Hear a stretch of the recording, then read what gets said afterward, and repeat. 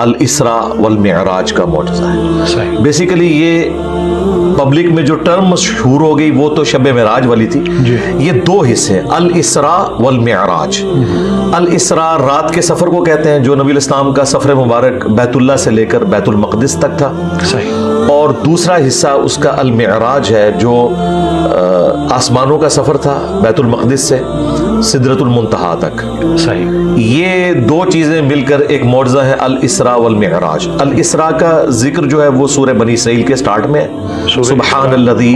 ہاں جی, اسی وجہ سے الاسراء اسی کو کہا جاتا ہے سورت, اس سورت کے دو نام ہیں. اور جو معراج والا سفر ہے اس کا ذکر جو ہے وہ سورۃ النجم کے اندر ہے. تو یہ معجزہ ملا کر الاسراء والمعراج ہے. یہ نبی الاسلام کا وہ معجزہ ہے جو آپ کے ساتھ خاص ہے اور کسی پیغمبر کو یہ نصیب نہیں ہوا. نمبر 2, قرآن حکیم میں اس کا آنا ایک بہت بڑی بات ہے. باقی نبی الاسلام کے جتنے معجزات ہیں وہ ہم احادیث سے ثابت کرتے ہیں, لیکن یہ وہ 3 بڑے معجزات یعنی قرآن حکیم اور اس کے بعد شق القمر والا واقعہ اور تیسرا یہ معراج شریف کا وہ واقعہ ہے جو قرآن میں رپورٹ ہوا. اس اعتبار سے نبی الاسلام کی زندگی میں ایک آپ سمجھ لیں آپ کے لیے ایک انٹرٹینمنٹ اللہ تعالیٰ نے کی. مکی دور کے اینڈ کے اوپر جا کے جب نبی الاسلام کی 13 سال کی جو محنت ہے اس کے بعد آپ صلی اللہ علیہ وآلہ وسلم کو ایک ریکریشنل ٹرپ کروایا گیا اور اس میں پھر اللہ تعالیٰ نے اپنی قدرت کی کافی ساری نشانیاں دکھائیں. تو مسلمانوں کے لیے تو یہ بہت اہمیت کی چیز ہے, نبی الاسلام کے لیے معجزہ ہے. صحیح. اچھا, جب معراج کا ذکر آتا ہے تو بعض علماء نے تاریخوں میں لکھا بھی کہ ایک اوپن ہارٹ سرجری بھی ہوئی تھی, تو اس کی کیا آپ کہیں کہ کیا پروفز ہیں, کیا واقعا نبی جو ہے وہ اس قابل نہیں تھے اور واقعا ان کو پاکیزگی کی ضرورت تھی؟ کیونکہ ہمارے ہاں عقیدہ یہ بھی ہے کہ نبی ہوتا ہے بچپن سے ہی, ایسا نہیں ہے کہ وہ بعد میں اس کو نبوت ملی اور اس کو پاکیزگی ملی.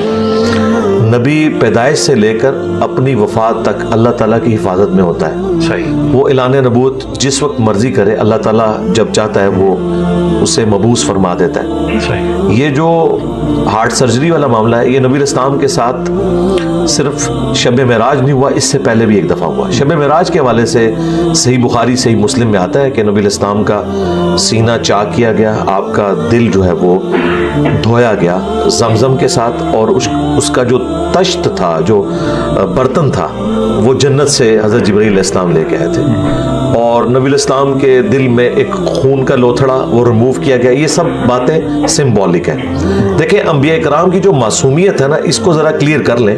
ہماری پبلک میں شاید انبیاء کرام کا کانسیپٹ اس طرح بتایا گیا ہے گویا کہ وہ کوئی روبوٹ ہے اور ان کے کوئی احساسات نہیں ہیں, یا ان کے اندر گناہ کی طرف مائل ہونے کا مادہ موجود نہیں. مادہ موجود ہے لیکن خوف خدا کی وجہ سے وہ گناہ کرتے نہیں ہیں. اس میں ان کی فضیلت ہے, نہ کہ یہ کہ انہیں فرشتہ ہی بنا دیا جائے, ورنہ تو پھر فرشتے افضل ہوئے.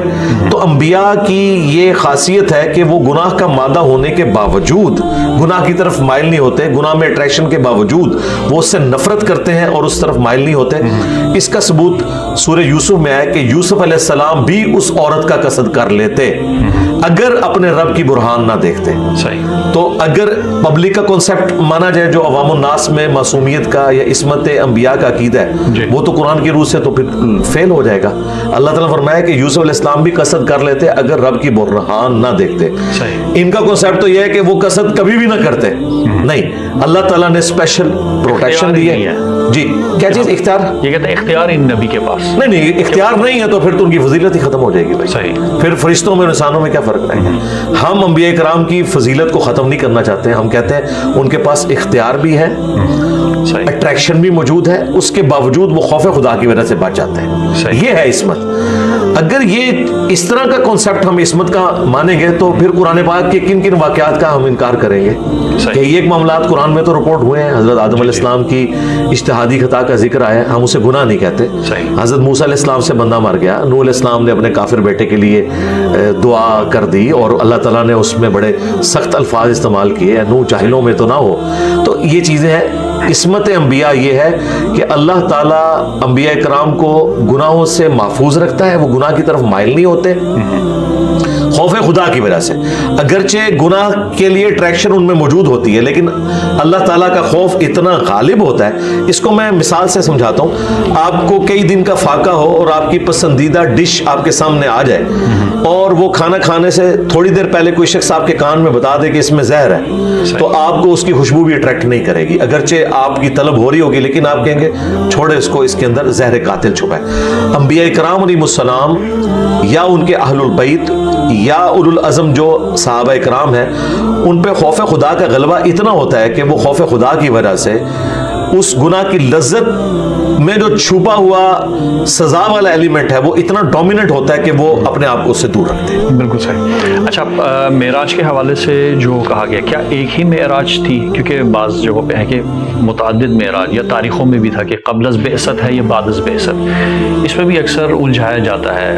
جنرل پبلک پوچھنا چاہتی ہے کہ کیا ایک تھے یا نہیں, کیونکہ مختلف اوقات میں ہوئے تو اس لیے اس طرح کی الجھن. دیکھیں, جو الاسراء والمعراج مشہور ہے جس کو ہم ذکر کرتے ہیں, وہ تو ایک ہی دفعہ ہوا ہے. صحیح.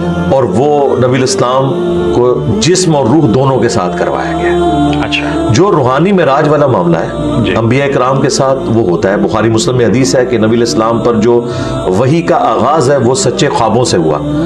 آپ رات کو ایک خواب دیکھتے تھے اور صبح وہ واقعہ ہو جاتا تھا. یہ آپ کو سگنل ملنے شروع ہوئے. پھر صحیح مسلم میں حدیث ہے, میں اس پتھر کو بھی پہچانتا ہوں جو بعثت سے پہلے مجھے سلام کیا کرتا تھا. یہ سگنل آنا شروع ہو گئے. پھر نبی الاسلام کا دل اچاٹ ہوا دنیا سے. آپ علیہ السلام غار حرا میں عبادت کرنا شروع ہو گئے, اور پھر وہاں پہ باقاعدہ قرآن پاک کی وحی کا آغاز ہوا, جو وحی مطلوع ہے جس کی تلاوت کی جاتی ہے. لیکن وہ والی جو وحی ہے جو خواب کے ذریعے ہوئی, وہ تو پہلے سٹارٹ ہو گئی تھی. اور انبیاء کرام کے خواب وحی الہی ہوتے ہیں. قرآن حکیم میں سورہ الصافات میں ابراہیم علیہ السلام کو اللہ تعالیٰ نے خواب کے ذریعے یہ حکم دیا تھا کہ وہ اپنے بیٹے کی قربانی کریں. قرآن حکیم یعنی اس میں جڑ موجود ہے اس عقیدے کی.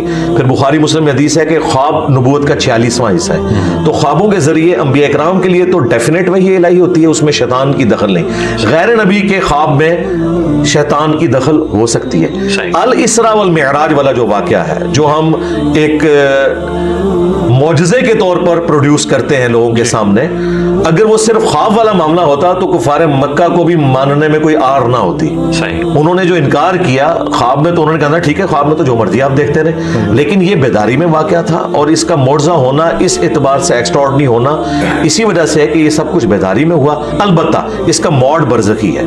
کوئی اسے آبزرو نہیں کر سکتا کہ وہ یہ کہ میں اس رات یروشلم میں ہوتا تو میں انبیاء کرام کو دیکھ لیتا. نہیں, وہ اندر بھی موجود ہوتا نہ دیکھ سکتا, کیونکہ یہ برزخی موڈ ہے.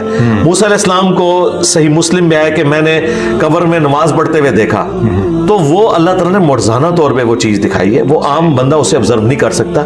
ایک برزخی موڈ ہے, انسین بیریئر ہے. اچھا, اب جب یہ سفر شروع ہوا, کیونکہ سورہ اسراء کی جب ہم بات کرتے ہیں تو خداوند متعال نے کہا کہ رات کی سیر کروائی مسجد الحرام سے مسجد اقصیٰ, اور پھر تو یہ جسم کیسے اوپر چلا گیا؟ محدودیت نہیں ہے؟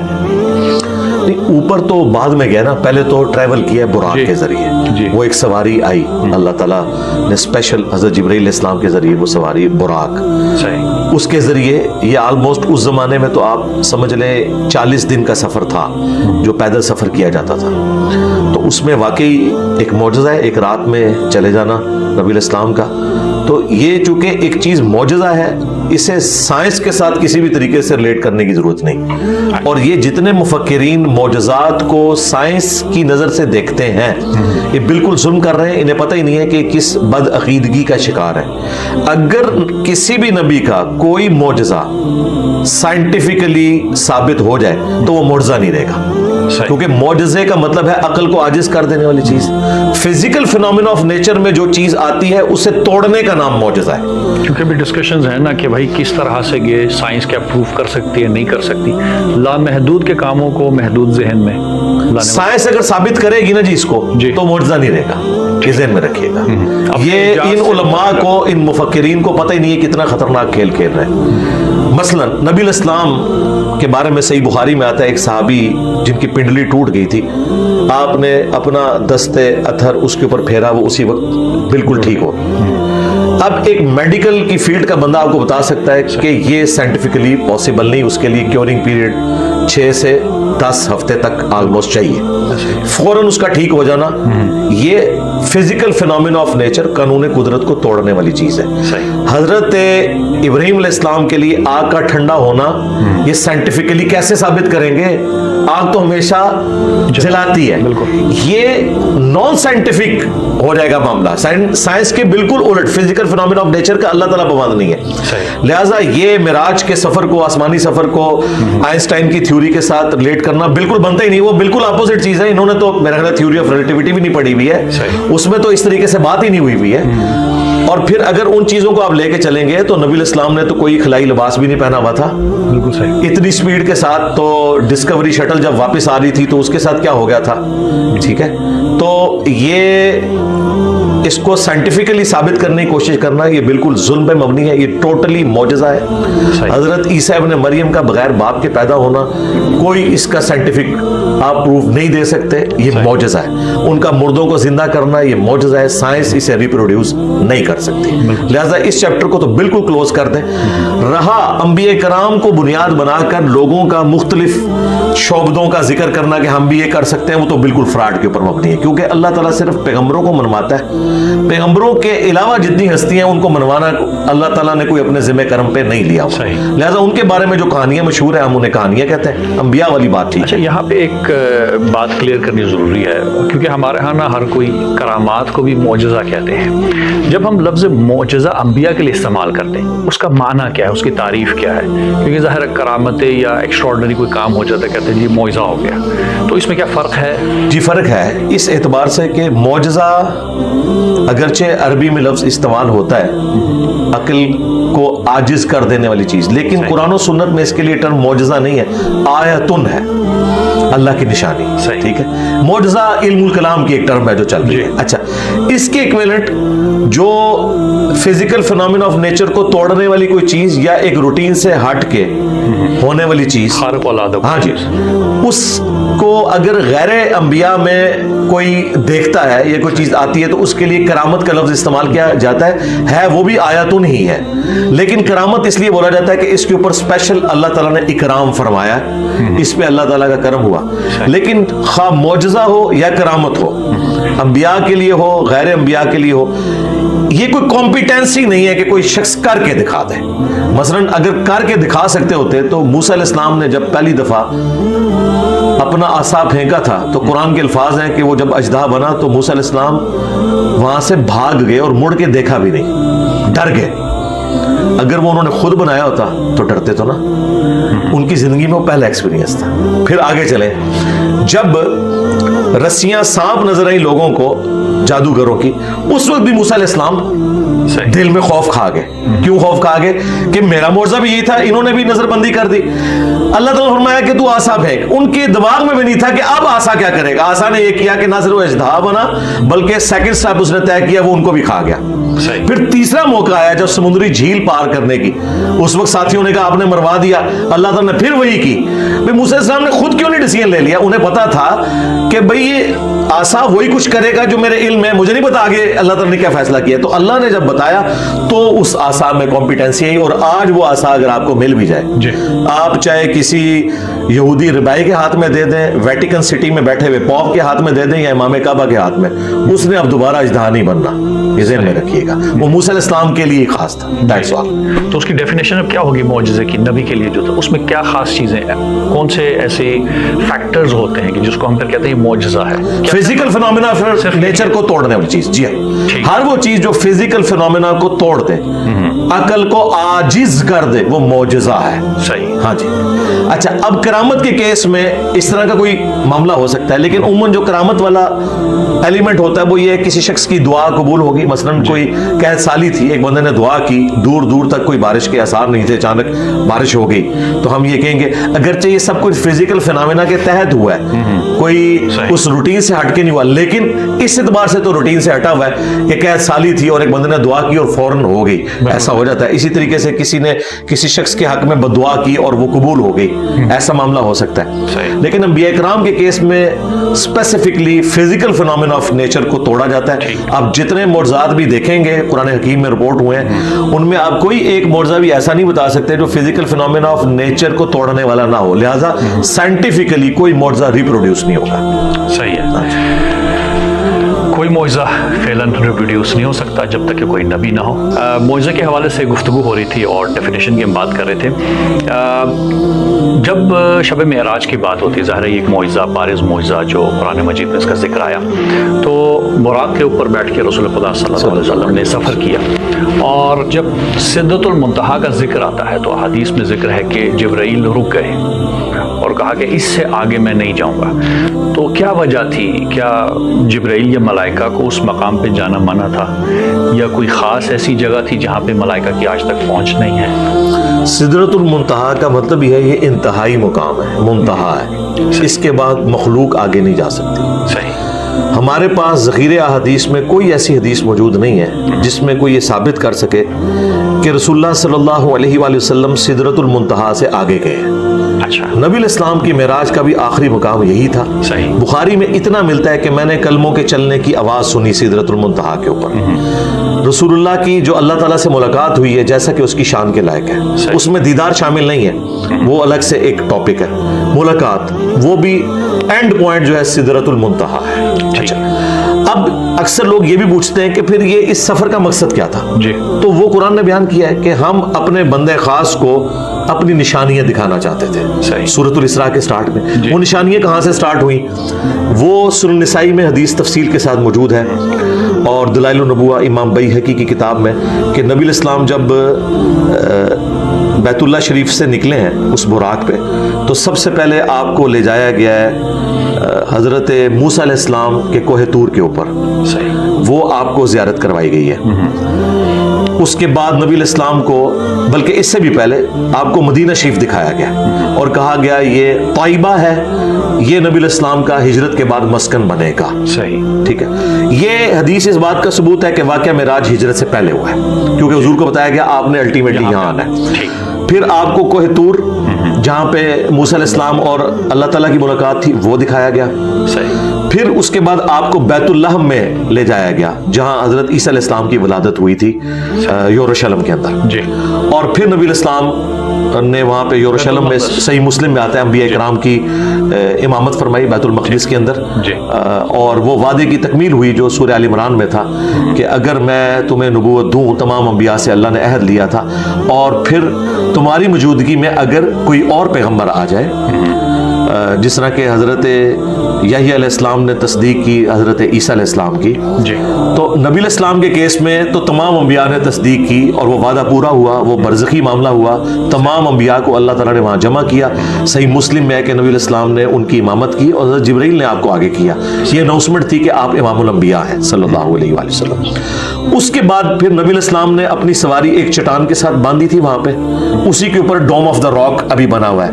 یروشلم میں جو گولڈن ڈوم ہے نا, وہ اس پتھر کے اوپر ہے جہاں سے نبی علیہ السلام آسمانوں کے سفر پہ گئے. صحیح. آسمانوں کے سفر میں آپ نے 7 آسمان, پہلے آسمان کے اوپر آدم علیہ السلام سے ملاقات ہوئی, بخاری مسلم میں آتا ہے. دوسرے آسمان پہ حضرت عیسیٰ اور یحییٰ کے ساتھ. جی. تیسرے آسمان کے اوپر یوسف علیہ السلام کے ساتھ ملاقات ہوئی. صحیح. اور چوتھے کے اوپر ادریس علیہ السلام, 5ویں پہ ہارون علیہ السلام, 6ٹھے پہ موسیٰ علیہ السلام, اور 7ویں پر جد امجد سیدنا ابراہیم علیہ السلام سے ملاقات ہوئی.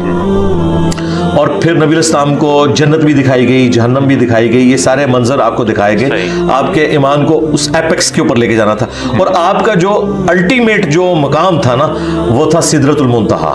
وہیں پر نبی علیہ السلام کو اللہ تعالیٰ نے 3 تحفے دیے. صحیح مسلم میں آتا ہے 5 نمازوں کا تحفہ, دوسرا سورۃ البقرہ کی آخری 2 آیات, وہ اس دنیا پہ نازل نہیں ہوئی ہیں, وہ آسمانوں میں نازل ہوئی ہیں, اور تیسرا آپ کا جو امتی بھی شرک نہیں کرے گا اس کی الٹیمیٹ مغفرت کی بشارت ہے.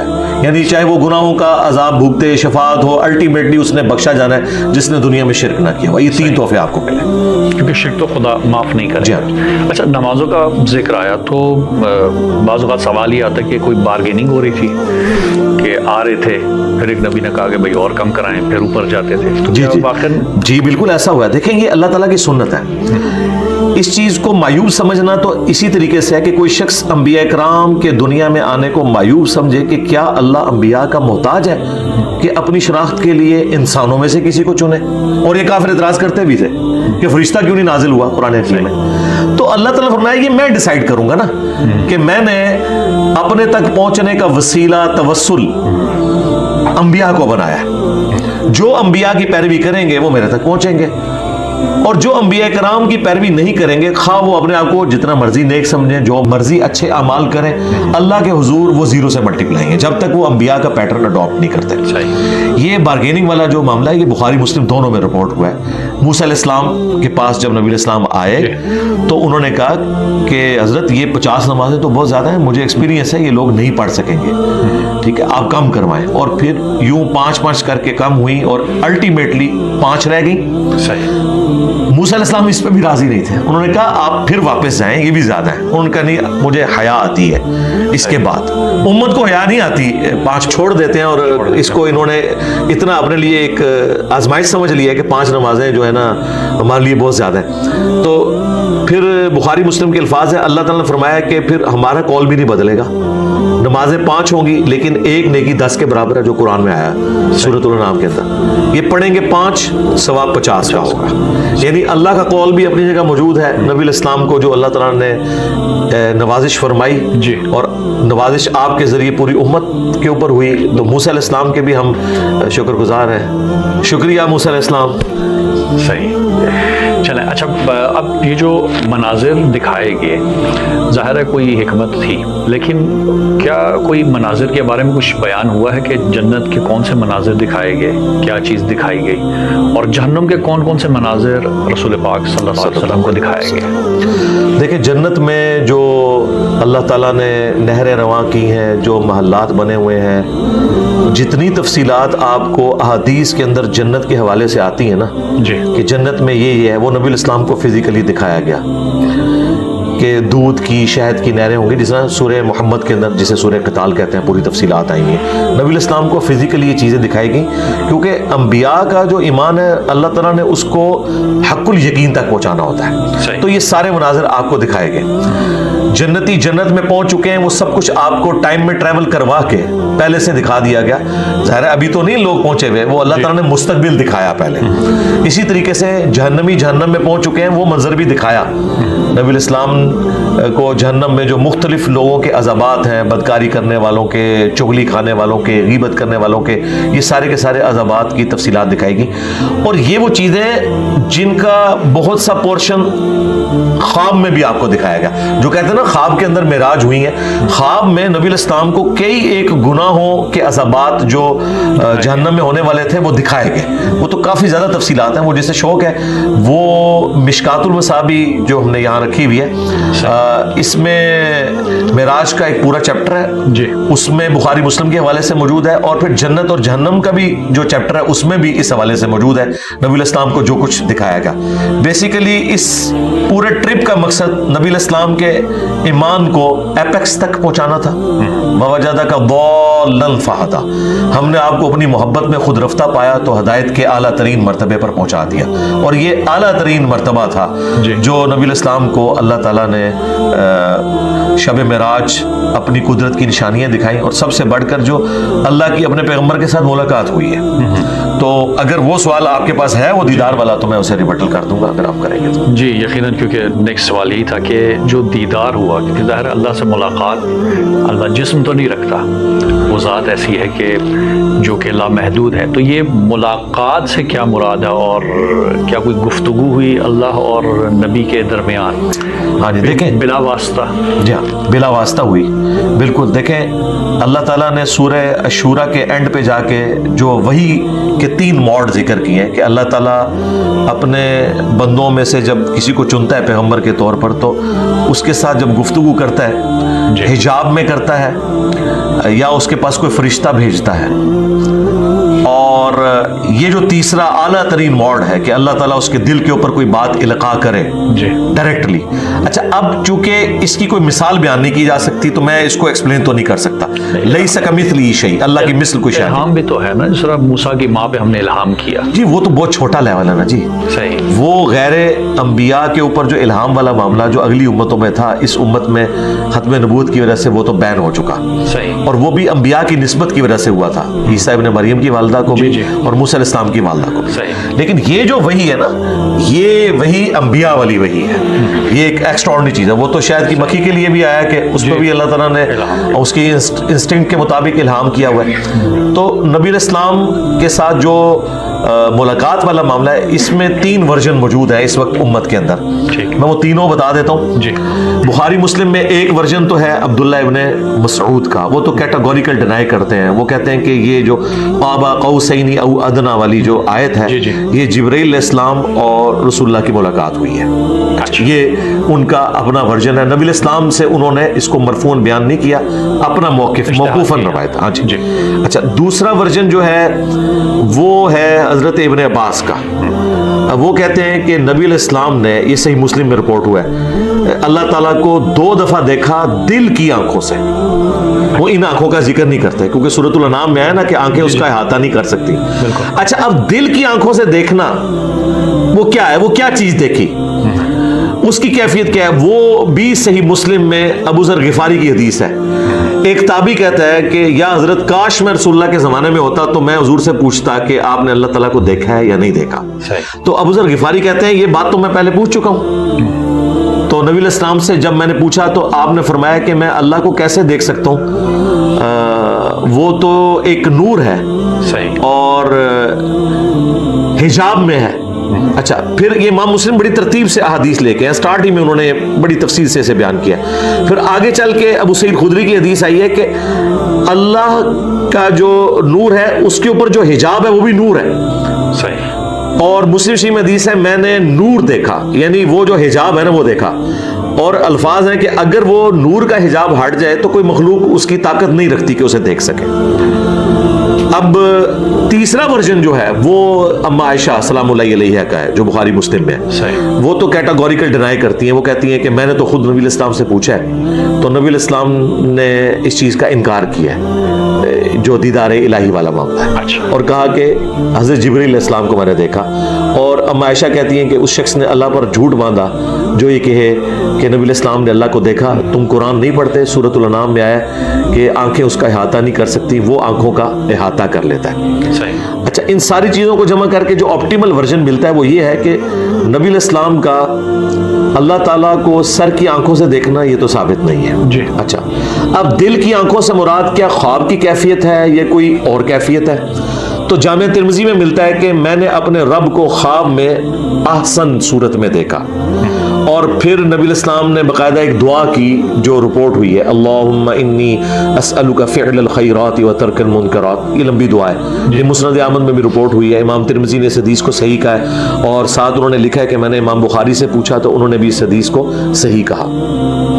تو خواب میں دیکھنے کے اوپر تو یعنی اتفاق ہے, دل کی آنکھیں کہہ لیں خواب کہہ لیں. اب جو آخری چیز ہے نا وہ ہمارے استاد مولانا اسحاق صاحب نے بڑی اچھی بات کی تھی. انہوں نے کہا کہ اگر شب معراج نبی علیہ السلام نے اللہ تعالیٰ کو دیکھا ہوتا تو پھر نبی علیہ السلام کے لیے اب جنت میں کوئی اٹریکشن باقی نہیں ہے کیونکہ کائنات کی الٹیمیٹ حقیقت انہوں نے دیکھ لی ہے. صحیح. تو یہ انہوں نے اجتہاد کیا اور یہ بڑا فٹ ان بیٹھتا ہے. انہوں نے کہا کہ نبی علیہ السلام کے لیے قیامت کے دن جنت بھی آپ نے دیکھ لی, سب کچھ دیکھ لیا. جی. نبی علیہ السلام کے لیے قیامت کے دن کیا تحفہ ہے؟ وہ اللہ کا دیدار ہے. اس میں اہل سنت اور اہل تشیع کا اختلاف پایا جاتا ہے. ایک طرف اہل تشیع یہ بھی بات کرتے ہیں کہ مولا علی علیہ السلام اس وقت تک سجدے سے سر نہیں اٹھاتے تھے جب تک اللہ کو دیکھ نہ لے. دوسری طرف وہ کہتے ہیں کہ اللہ کو دیکھا نہیں جا سکتا. ہم کہتے ہیں ایک بات ہمیں بتائیں نا کہ کیا ہے, تو وہ کہتے ہیں آنکھیں نہیں, وہ دل کی آنکھوں سے دیکھتے تھے. میں کہتا ہوں نہیں, دل کی آنکھیں ہوں, سر کی آنکھیں ہوں, کیا دل کی آنکھیں اللہ کا احاطہ کر سکتی ہیں؟ وہ بھی نہیں کر سکتی. لیکن اللہ تعالیٰ اپنی شان کے لائق جسے چاہے گا دیدار عطا کرے گا. صحیح. میں اہل سنت کے موقف کے ساتھ ایگری کرتا ہوں. قرآن پاک کی جو آیات ہیں اسے سپورٹیو ہیں کہ جو کفار ہیں وہ اپنے رب سے قیامت کے دن اوٹ میں کر دیے جائیں گے. تو اس کا جو الٹیمیٹ نتیجہ یہ ہے کہ اہل ایمان کو زیارت کروائی جائے گی. بخاری مسلم میں تو کئی احادیث ہیں. نبی الاسلام نے باقاعدہ مثال دی کہ یہ 14ویں رات کے چاند کو تم دیکھ رہے ہو کتنا واضح ہوتا ہے, اس طرح تم اپنے رب کو جنت میں دیکھو گے. اچھا, اب کیا اللہ تبارک و تعالی جو اپنی ذات میں جو ہے اسی اعتبار سے وہ تو مخلوق احاطہ نہیں کر سکتی, لیکن وہ اپنی تجلی کسی طریقے سے اپنی مخلوق کو دکھانا چاہے, جس طرح موسیٰ علیہ السلام, جی موسیٰ علیہ السلام کے لیے بھی ہوئی ہے, اگرچہ وہ انڈائریکٹ ہوئی تھی, وہ بے ہوش ہو گئے تھے, جی جی, لیکن انشاءاللہ موسیٰ علیہ السلام کو سلام ہے ہماری طرف سے. ایک تو انہوں نے ہماری نمازیں کام کرائیں, دوسرا ان کے لیے بشارت یہ کہ ہمارے نبی نے ہمیں جو خبر دی ہے انشاءاللہ تعالیٰ آپ کی یہ دیدار کی تمنا جو ہے نا جنت میں اللہ تعالیٰ پوری. مولا علی کا آپ نے ذکر کیا, مجھے ایک روایت ذہن میں آ گئی, اکثر ہم نے سنا ہے علماء سے کہ کسی نے پوچھا کہ کیا آپ جس کی عبادت کرتے ہیں اس کو دیکھا؟ انہوں نے کہا میں بن دیکھے کسی کی عبادت نہیں کرتا. تو کہا کہ کیسا پایا؟ تو انہوں نے کہا کہ میں نے اپنی سر والی آنکھوں سے نہیں بلکہ دل کی آنکھ سے دیکھا.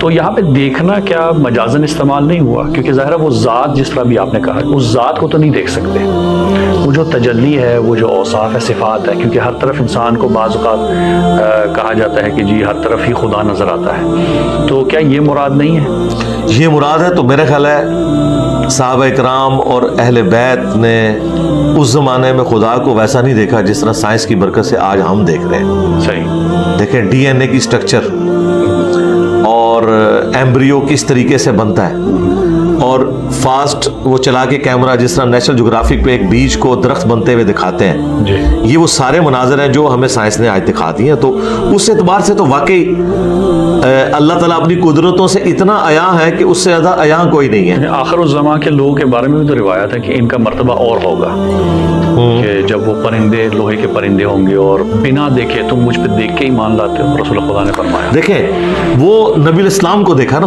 جی جی, اللہ تعالیٰ کے حوالے سے تو قرآن میں واضح ہے ان الذین یخشون ربهم بالغیب لہم مغفرۃ و اجر کبیر, جو بن دیکھے اپنے رب سے ڈرتے ہیں ان کے لیے مغفرت اور اجر عظیم ہے. اور سورۃ البقرہ کا آغاز بھی ہے کہ بن دیکھے. جی جی, یہ ہمارا امتحان ہے. اللہ تعالیٰ نے اپنے آپ کو پردوں میں رکھ کر صحیح اپنی قدرتوں سے اپنے آپ کو اتنا عیاں کیا ہے کہ اگر کوئی پہنچنا چاہے تو پہنچ سکتا ہے, لیکن اللہ تعالیٰ نے یہ فزیکل فنومین آف نیچر کو اس طریقے سے یعنی اسٹیبلش کیا ہے کہ جو لوگ نہیں پہنچنا چاہتے ہیں ان کو کبھی گمان بھی نہیں ہوتا کہ اللہ تعالیٰ کی ہستی ہے. یہ جیسے ہم دیکھ لیں کروکوڈائل کے اوپر 40 سال لگا رہے ہیں, نیشنل جغرافک میں بیٹھے ہوئے ہیں, کروکوڈائل کے اوپر 40 سال لگا دیے ہیں, اس کے بنانے والے کی طرف متوجہ نہیں. اچھا, ایک بات آپ نے بھی کی, آپ نے اپنے استاد کا حوالہ دیا, رسول خدا کے لیے کوئی اٹریکشن نہیں ہے اب قیامت میں, یعنی جنت کو دیکھنے کی, کیونکہ رب سبحانہ تعالیٰ نے جب اپنے آپ کو دکھا دیا, تجلی کروا دی ملاقات میں, تو ہم یہ بھی تو سنتے ہیں کہ وجہ تخلیق کائنات ہی یہ ذات ہے, اور سب سے پہلے نور, جس نور کو خداوند تعالیٰ نے خلق کیا, تو ان کے لیے تو جنت تو پھر اٹریکشن تو نہ ہوئی, جس کی وجہ سے, کیونکہ کائنات جب ہم بات کرتے ہیں تخلیق کی, خلقت شروع ہوئی, تو اس میں جنت اور دوزخ بھی تو شامل ہے یا نہیں؟ دیکھیں جنت کی تو اٹریکشن اللہ تعالیٰ نے ہر انسان کے اندر رکھی ہے, اس میں تو کوئی شک نہیں ہے. نبی الاسلام نے تو عورتوں کے حوالے سے بھی ذکر کیا ہے, اٹریکشن رکھی ہے. نبی الاسلام کی ازواج بھی تھی, جی, خوشبو بھی آپ کو پسند تھی, تو جنت کی نعمتیں بھی ہیں. وہ جو میں نے ذکر کیا تھا نا, اس حوالے سے جنت میں انبیاء کرام کے لیے یا غیر انبیاء کے لیے بھی جو مستقل اللہ تعالیٰ کے دیدار والا معاملہ ہے, اور ہمیشہ کی زندگی مل جانا, جی, جس میں آپ اپنی مرضی کی زندگی گزار سکتے ہیں. دیکھیں ہر انسان میں ایک چھوٹا سا خدا چھپا ہوا ہے, اسی لیے انسان جو ہے خدائی کا دعویٰ کرتا ہے. یہ خواہش اللہ تعالیٰ نے جنت میں انسان کی پوری کر دینی ہے. کن فیکون جو اللہ کی کوالٹی تھی وہ لمیٹڈ ایک جنت کے اندر جو آج کے اعتبار سے تو ان لمیٹڈ ہے، لیکن ظاہر اللہ کے اعتبار سے تو لمیٹڈ ہے. وہ انسان کو اللہ تعالیٰ دے گا. یعنی سب سے جو آخر میں جنت میں جائے گا اسے بھی پلانٹ ارتھ سے 10 گنا بڑی جنت دی جائے گی جس میں اس کا حکم چلے گا، اور اسے موت نہیں آنی، اسے بڑھاپا نہیں آنا، بدحالی نہیں آنی، اور سب سے بڑھ کر اللہ نے کبھی ناراض نہیں ہونا. یہاں پہ جو شریعت کی پابندیوں کی ٹینشن ہے وہ بھی ختم ہو گئی.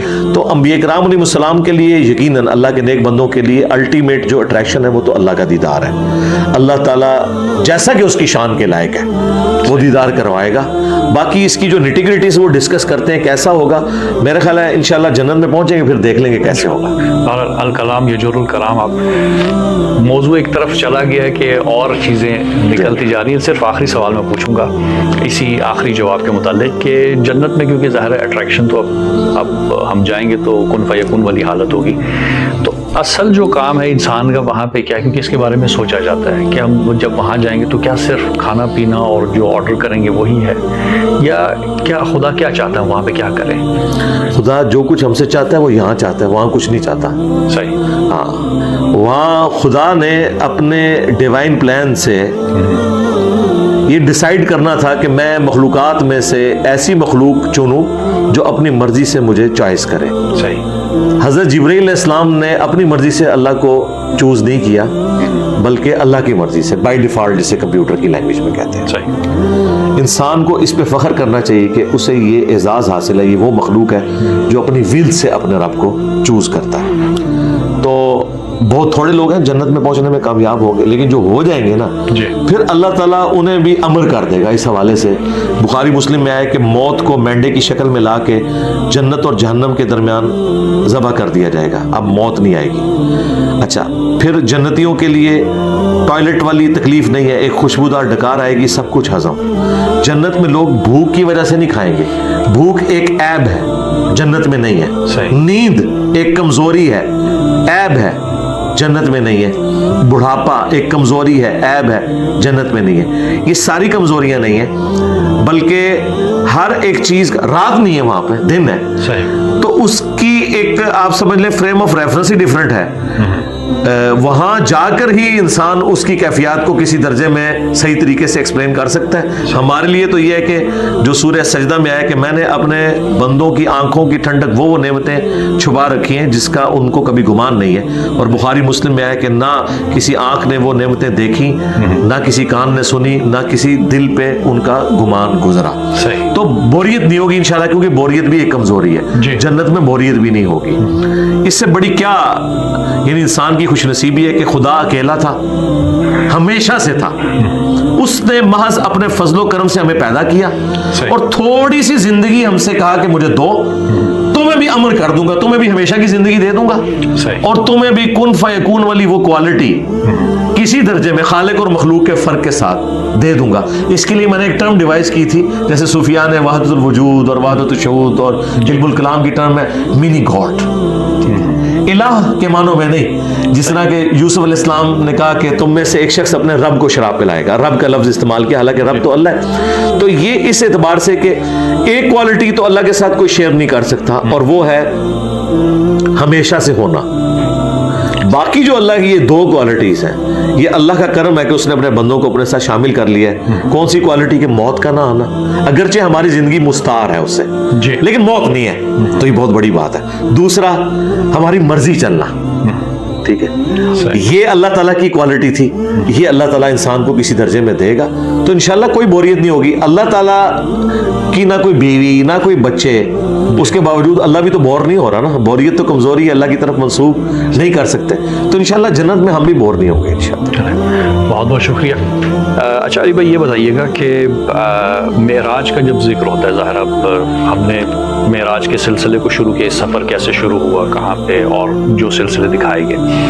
جب نبی کریم صلی اللہ علیہ وسلم واپس تشریف لائے تو یہ ایک چیلنج تھا ظاہر ہے.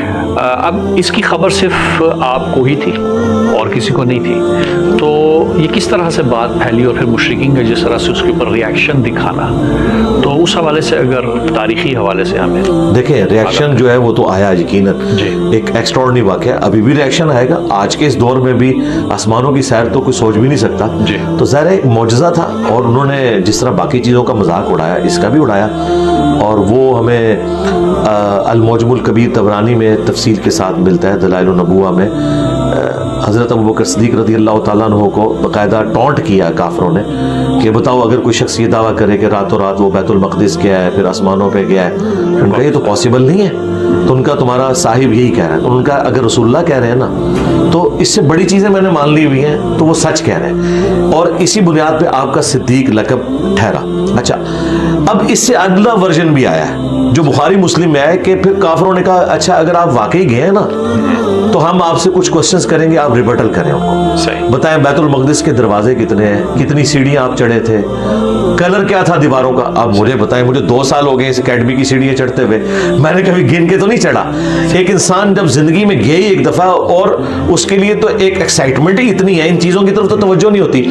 بخاری مسلم کے الفاظ ہیں، میں حتیم کعبہ میں کھڑا تھا اور لوگ مجھ سے سوال پوچھ رہے تھے.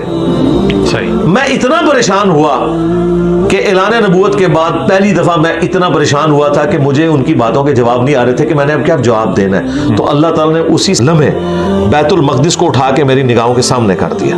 حتیم کعبہ میں حضور کھڑے میں، اور بخاری مسلم کے الفاظ ہیں، میں بیت المقدس کو اپنے سامنے دیکھ رہا تھا. وہ جو مجھ سے پوچھتے تھے نا بتاؤ کہ فلاں دروازہ کس جگہ پہ ہے، تو میں دیکھ کے بتا دیتا تھا. تو وہ سارے کے سارے پھر خاموش ہو گئے. یہ نبی الاسلام کے ساتھ ایک معجزانہ معاملہ اللہ تعالیٰ نے کیا، اور یہ آپ علیہ السلام کو اللہ تعالیٰ نے کوالٹی عطا فرمائی تھی. قافلہ بھی تو ایک آیا تھا نا. جی قافلے والا بھی واقعہ رپورٹ ہوا ہے، اور بھی کافی سارے واقعات رپورٹ ہوئے ہیں، لیکن وہ چونکہ تاریخی روایتیں ہیں ان میں کمزوریاں بھی موجود ہوتی ہیں. میں چونکہ کوشش کرتا ہوں کہ جو احادیث کی کتابوں میں جتنی چیزیں رپورٹ ہوئی ہیں نا ان کے اوپر ایمفسائز کروں. اچھا اب یہ جو سلسلہ ہے معراج کا، یہ قبل از بعثت، کیونکہ ظاہر ہے مدینہ شریف دکھایا گیا کہ آپ کا مسکن یہ ہوگا، تو خود معراج کے حوالے سے اس کے بعد جو رپورٹ ہوئی ہیں کہ کب ہوئی، اس کے تاریخی ہمارے پاس موجود ہیں دلائل یا نہیں؟ بس اسی حد تک علماء نے بیان کیا کہ کچھ اور معراج بھی ہوئے ہیں. جی اور جو معراج ہے وہ خواب میں تو مختلف مواقع کے اوپر نبی الاسلام کو مناظر نہیں، اس طرح نہیں، یہ معراج ایک ہی ہے. جی اچھا ہاں جی، اسی لیے آپ دیکھیں اس کے علیحدہ سے چیپٹرز بنے ہوئے ہیں بخاری مسلم میں. معراج کا واقعہ اس کے اوپر باقاعدہ ایک پورا باب ہے، اس میں تفصیلی حدیث موجود ہے. اسی طریقے سے مسلم شریف میں وہ اسی ایک معراج کی طرف ہی اسے ڈسکس کیا جاتا ہے. جسمی اور روحی دونوں اکٹھا کہتے ہیں، تو اس کے اوپر کیا کوئی نص یا کوئی دلیل ہے؟ جی دلیل موجود ہے. بعض نے اکتفا کیا بعض روایت میں کہ صرف خواب کے عالم میں، بعض نے صرف روحانی معراج کی بات کی. تو یہ جسمی اور روحی جب ہم اکٹھا کرتے ہیں تو اس کے بارے میں دیکھیں، یہ کچھ دور کی کتابوں میں حضرت عائشہ اور حضرت معاویہ کا قول ملتا ہے، لیکن اصول محدثین پہ وہ ثابت نہیں ہے کہ یہ معراج خواب میں ہوئی تھی. صحیح. البتہ صحیح بخاری میں 3 جگہ پہ امام بخاری یہ روایت لے کے آئے ابن عباس سے انہی لوگوں کو جواب دینے کے لیے. صحیح. سورہ بنی اسرائیل کی آیت نمبر 60 میں آیا ہے کہ ہم نے جو آپ کو وہ رؤیا دکھایا تھا وہ ہم نے آزمائش بنا دیا ان لوگوں کے لیے. اب رؤیا آنکھ سے دیکھنے کو بھی کہتے ہیں، خواب میں دیکھنے کو بھی کہتے ہیں. صحیح. ابن عباس یہ آیت پڑھا کرتے تھے اور کہتے تھے کہ یہ رؤیا سر کی آنکھوں سے ہے، دل کی آنکھوں سے نہیں ہے. یعنی ابن عباس اعلانیہ یہ کہا کرتے تھے کہ نبی الاسلام کی جو معراج والا معاملہ ہے یہ فزیکل ہے. پھر عبد کا لفظ بھی صرف روح کے اوپر نہیں بولا جائے گا. ہاں ظاہر ہے، کلیئر کٹ ہے. اہل سنت اہل تشیع کا اس کے اوپر اجماع ہے. چند ایک آج کل کے کچھ مستقبل میں بھی آنے والے شاید کوئی مفکرین اس طرح کے معاملات کو گود لیں، لیکن ماضی میں ان کے لیے کوئی اصل نہیں موجود. ماضی میں جو احادیث کی کتابیں ہیں وہ بالکل 180 ڈگری دوسری طرف کھڑی ہوئی ہیں. دیکھیں امام بخاری نے باقاعدہ چیپٹر کی ہیڈنگ میں وہ آیت ڈال کے نیچے ابن عباس کا قول ڈالا ہے تاکہ کوئی اس میں باطل داخل نہ کر سکے اور اس کو کہیں روحانی سفر بنانے کی کوشش نہ کرے. یہ معجزہ تھا. مسلمانوں کو قرون اولیٰ میں پتہ ہی نہیں ہے کہ خواب میں بھی کوئی معراج ہوتی ہے، اس طرح کی معراج. وہ خواب میں نبی الاسلام پہ تو ایک نہیں درجنوں دفعہ وہی نازل ہوئی ہے، لیکن یہ جو ایک واقعہ ہے الاسراء والمعراج والا یہ فزیکل واقعہ ہے. صحیح. اچھا اب 27 رجب کیونکہ ظاہر مبعث کا بھی ایک عنوان ہے، اور रसूल पाक सल्लल्लाहु अलैहि वसल्लम ने ऐलान बेअसत या ऐलान नबूवत किया, तो ये भी 27 रजब। अच्छा, अब क्योंकि ये 2 तारीख़ें मिल गई हैं, अक्सर हमारा होता है कि जब इस किस्म की कोई ख़ास तारीख़ें जब आती हैं तो इसकी जो शब होती है उसमें कहा गया कि ये ख़ास आमाल करें। तो क्या हमारे सिलसिले रिवायात में कोई आमाल ज़िक्र हुए हैं इन ख़ास रातों के लिए, या नहीं बस ऐसे ही लिख दिया क्योंकि फजीलत की रात है? ये सूफिया के यहाँ ही कुछ उन्होंने नवाफिल वगैरह जिक्र कर दी हैं। अहादीस में तो इस तरह की कोई तफसीलात नहीं आती हैं। अहादीस में जिस रात को एम्फसाइज किया गया वो शब कदर है, जो रमज़ान मुबारक के आखिरी अशरे की ताक रातों में आती है, बुखारी मुस्लिम में मौजूद है, और उसी की फजीलत आई है, उसी के बारे में कुरान में आया कि अहम फैसले भी उसी रात में होते हैं, और पूरी सूरतुल कद्र नाजिल हुई। बाकी जो इस तरह नबी इस्लाम के माइलस्टोन है, हिजरत वाली रात है या शब मेराज वाली रात है, ईद की रात, हाँ ईद की रात, और ये बाकी सारी जितनी चीज़ें हैं उनके बारे में कोई भी मजबूत रवायतें नहीं मिलती। अच्छा, यहाँ पे तो लोगों ने सेलिब्रेशंस वाला सिलसिला ज़्यादा कर दिया है, उसकी वजह से यानी उसको एक मजहबी एक्टिविटी बना के पेश करना शुरू कर देते हैं। हालांकि मजहबी एक्टिविटी अगर ये इस तरीके से होती तो अहादीस की किताबों में बाकायदा उनके चैप्टर्स बना के उनकी डेट्स बताई जाती कि इनको आपने सेलिब्रेट करना है। सेलिब्रेट करने के लिए हमें जो चीज़ें बताई गई हैं वो ईद का दिन है, जुम्मे का दिन है, और उसके बाद अगर रातों में कोई चीज़ बताई गई है तो वो ये शब कदर है। इवन सही मुस्लिम में हदीस है, शब बरात की जो रवायतें हैं वो भी कमज़ोर हैं जी।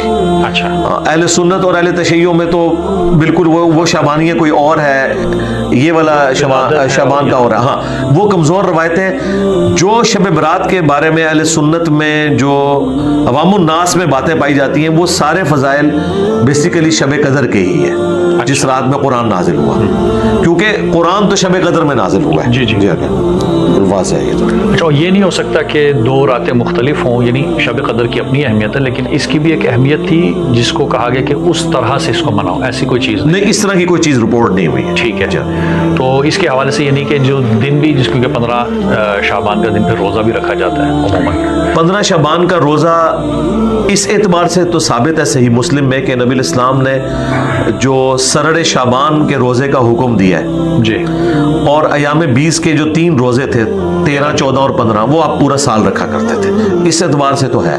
फिर एक और हदीस नसाई में है कि नबी इस्लाम ने फरमाया कि आप शाबानुल मौज़म में रोज़े रखते थे, पूछा गया क्यों, तो फरमाया कि शाबान में नामा अमाल अल्लाह के हुजूर पेश होते हैं, इसलिए मेरी ख्वाहिश है कि मैं रोज़े की हालत में हूँ। तो शाबान की एक अपनी फजीलत उस एतबार से है। मायशा का कौल है बुखारी मुस्लिम में कि नबी इस्लाम पूरा शाबान ही रोज़ा रखा करते थे। इवन मायशा कहती है मैं अपने रमज़ान के जो छूटे हुए रोज़े हैं उनकी कज़ा शाबान में देती थी, क्योंकि नबी इस्लाम रोज़े से ही होते थे। तो शाबान की इस एतबार से तो अहमियत अपनी जगह मौजूद है जी। अच्छा, अब आखिरी क्योंकि मैं सवाल लूँगा वो ये कि मैसेज आपकी तरफ से हमें एक चाहिए, वो इस हवाले से कि रजब, शाबान और रमज़ान ये 3 महीनों की बहुत अहमियत बयान हुई। रजब कहा गया कि अल्लाह का महीना, शाबान रसूलुल्लाह सल्लल्लाहु अलैहि वसल्लम, और रमज़ान उम्मत का महीना। तो क्या तैयारी करनी चाहिए, कौन सी ऐसी चीज़ें जिसको लाजमी तौर पर हमारी जो जवान नस्ल है उसको देखे ताकि अपने आप को आहिस्ता आहिस्ता इस तरफ लेके आए? देखें, जो रमज़ान मुबारक है ना ये तो ऑब्लिगेटरी चीज़ है, हाँ उसके बारे में तो क्लियर कट है। वो बुखारी मुस्लिम में हदीस है कि इस्लाम की बुनियाद 5 चीज़ों के ऊपर है। शहादतैन के बाद नमाज को कायम करना, ज़कात, और उसके बाद रमज़ान के रोज़े और हज बैतुल्लाह अगर इस्तात हो। तो ज़ाहिर है शाबानुल मुअज़्ज़म से तैयारी वाला सिलसिला तो शुरू हो जाता है, लेकिन उसमें भी नबी इस्लाम ने फरमाया कि शाबान के आखिरी अशरे में कोई शख्स रोज़े ना रखे सवाए उसके जो शुरू से रखता आ रहा है। अच्छा, ताकि ताकि रमज़ान की अहमियत अपनी जगह रहे। देखिए, रमज़ान को तो अल्लाह ताला ने स्पेशल प्रोटोकॉल दिया है ना, शाहरु रमज़ान अल्लज़ी उन्ज़िला फ़ीहिल क़ुरआन, बिल्कुल ठीक है। बाकी वो ठीक है, रजब का महीना एक हुर्मत वाला महीना भी अपनी जगह है, अल्लाह ताला के साथ उसकी निस्बत है, लेकिन जो रमज़ान का महीना है یہ بھی اللہ ہی کا مہینہ ہے اس اعتبار سے کہ اوبلیگیٹری ایک چیز. ہاں, اور پھر دیکھیں رمضان کے اوپر ایک پورا رکوع سورۃ البقرہ میں ہے جس میں روزے کے احکامات بتائے گئے.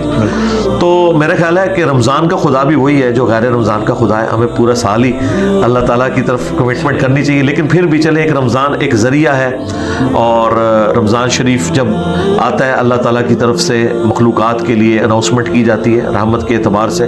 وہ تفصیلی احادیث ہیں اس حوالے سے, وہ الگ سے کبھی رمضان مبارک کے اوپر کوئی ٹاپک ہوا تو میں انشاءاللہ اس کے مسائل بھی فضائل بھی انشاءاللہ ضرور. شعبان میں کیا خاص چیزوں کا خیال رکھیں کہ رمضان کے اندر اچھی تیاری ہو؟ شعبان میں جن چیزوں کا خیال رکھنا ہے اس میں روزوں کی ہی امپورٹنس ہے جو رپورٹ ہوئی ہیں. ٹھیک, کہ نبی الاسلام پورا شعبان ہی روزے رکھا کرتے تھے, بہت کم ہوتا تھا کہ آپ کوئی روزہ چھوڑیں. تو روزوں کے اعتبار سے رپورٹ ہوا ہے. رہا رجب کے حوالے سے کوئی اہل سنت کے ہاں تو اس طرح کی احادیث نہیں ملتی کہ اسپیشل کسی روزے کا ذکر ہو یا اس طرح کا ہو. بہرحال ایک تو ہے کہ وہ حرمت والا مہینہ ہے جی, یہ اس کے لیے بہت بڑی فضیلت ہے. صحیح, بہت شکریہ. اسی کے ساتھ ہمارا وقت ختم ہوا چاہتا ہے. آپ سب سے اجازت چاہتے ہیں. والسلام علیکم ورحمۃ اللہ وبرکاتہ. وعلیکم السلام ورحمۃ اللہ.